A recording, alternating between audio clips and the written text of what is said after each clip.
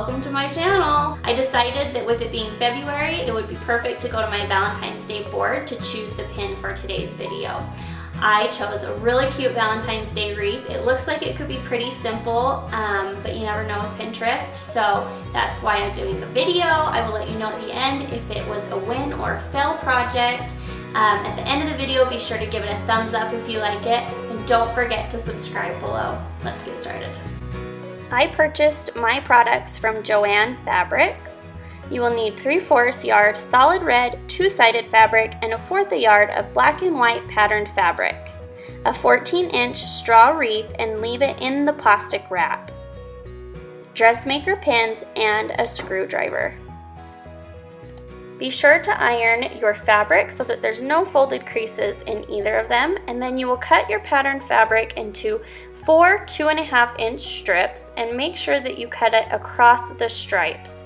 Now when we did this, my husband was sweet enough to help me do this, and we tried really hard to make it perfect, as you can tell, and it really is not necessary for it to be absolutely perfect. Once you start actually putting it on the wreath, it won't make a difference if your measurements are off. So don't stress too much about it like I did.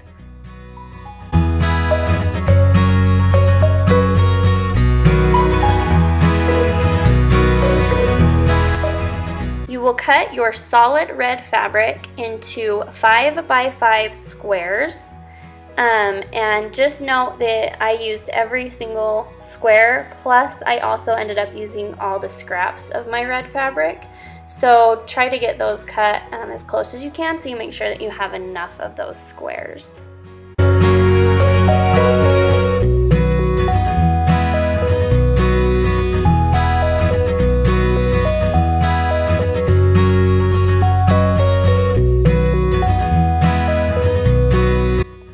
Next, you're going to take your patterned fabric and pin it in the back, on the back of your wreath, and then you will just wrap the strip all around it. Now, the original wreath had just straight stripes on it, and I ended up going with a patterned fabric that I didn't really need to stress about lining up and matching those polka dot white lines like you would if you were to get a perfectly straight striped fabric. So, but if you do have the striped fabric, that's great. I think it looks so cute, but you will have to be a little bit more careful and play with it a little bit more just to make sure that you get it lined up evenly.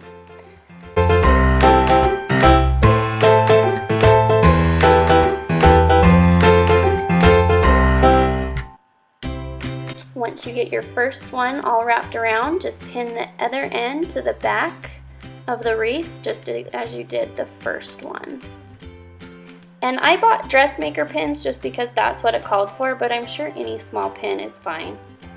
You won't see the back anyway, so it's not that big of a deal. See, look how nice.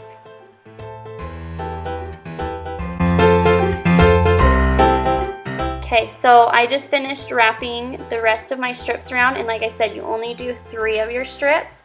I honestly ended up only doing 2.5 of my strips because I was happy with how far it went around, so it's up to you. But next you're going to take your square red fabric and just put the screwdriver in the middle of the square and just poke it through into your wreath wherever you want. And when I got started on this, I was putting them pretty close together, and then by the time I started to get to the other end, I was getting short on squares.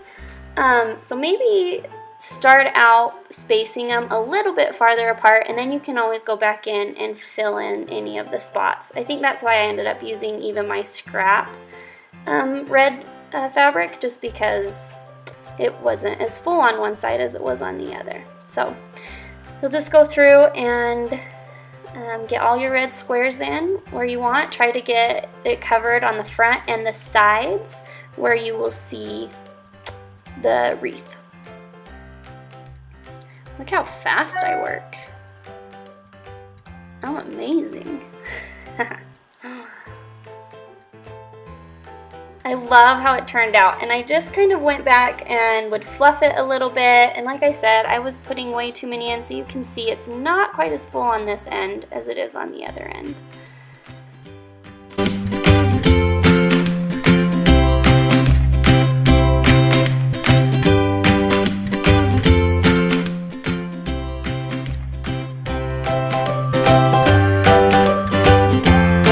Okay, then I just went back and fluffed and moved some pieces around just to make sure that you couldn't see the straw wreath. After that, you can use your fourth piece of pattern fabric just to make tie it on the top for a hanger. Okay, so originally I was not going to make the little XO banner to go on it, but then once I finished, it really did feel like it was missing something. So I hadn't purchased the products that they had suggested for this part, so I ended up just using what I had at home. And so as you can see, I just used black construction paper and measured out little squares, and when I went to see if they all matched, it was way off. Whoops. So I actually ended up going back and recutting out some other squares so they were all the same size. And just cut out a triangle out of the bottom of each one. And then I just had a gold metallic marker on hand, so I just did polka dots with that to make the X's and O's.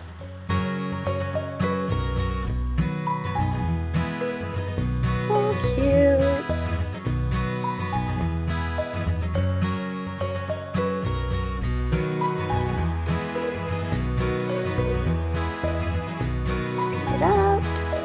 Okay, then I just glued some string onto the back of each paper. I know it's probably not the way that it should have been done, but it works for me. And then I hot glued it onto my wreath and made sure it laid how I wanted it to. And there is the finished project. I love how it turned out, and I hope all of you love it too.